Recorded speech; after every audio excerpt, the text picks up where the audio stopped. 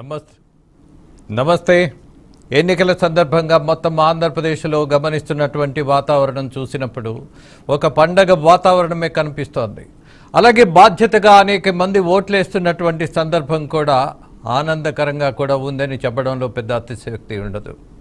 But one thing I would like to repeat the most important issue. ఎన్నికలు అనంటే తేలిగ్గా తీసుకునే అంశం కాదు.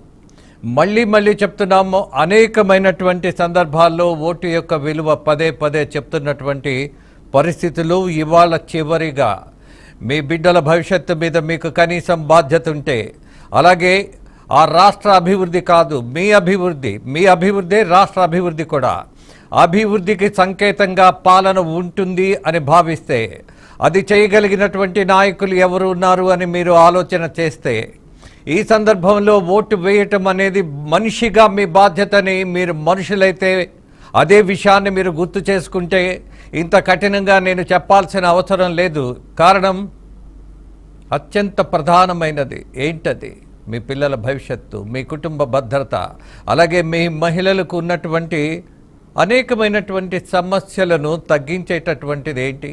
ప్రభుత్వమే కదా, పాలనే కదా. మరి పాలకులను ఎవరిని ఎన్నుకుంటే అమ్మకు, చెల్లికి, తల్లికి భద్రత ఉంటుంది అన్నటువంటి కామన్ సెన్స్ మనకు ఉన్నప్పుడు ఓటు వేయబోయే ముందు ఆలోచించవలసిన ప్రధాన అంశం ఏంటి? ఎవరిని ఎన్నుకుంటున్నాము అన్నది.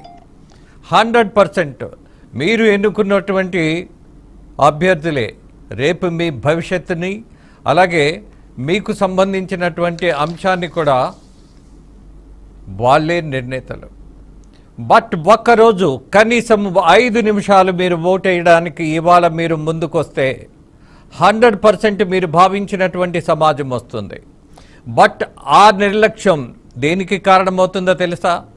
పొద్దున్నే మీరు లేచి బయటికి వెళ్ళాలి అని అంటే రోజు తెచ్చుకుంటుంటారు కదా, రోడ్లు అసహ్యంగా ఉన్నాయి, పార్కులకు వెళ్ళాలనంటే ప్రశాంతత లేదు, అలాగే ఏదైనా పేపర్ తీసి అలాగే వార్తలు చూడాలనంటే అశాంతితో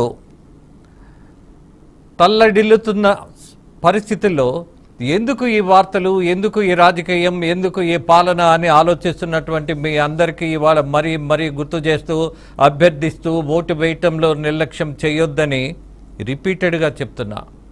ఎనీహో, ఇవాళ ఆంధ్రప్రదేశ్ రాజకీయాలు మొత్తం ఎన్నికల సందర్భంగా 175 అసెంబ్లీ, 25 పార్లమెంటు, ఎంపీ స్థానాలకు ఎన్నికలు జరగబోతున్నాయి.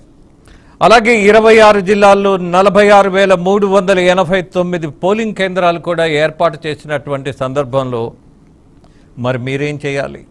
మీ పోలింగ్ బూత్కు వెళ్ళాలి. ఇప్పటికే ఆలస్యం చేస్తే మిత్రమా, మళ్ళీ మీరు ఆలోచన చేసి కూర్చొని విమర్శ చేసుకుంటే ఏమీ ఒరిగేది ఉండదు, ప్రయోజనం అసలు ఉండదు.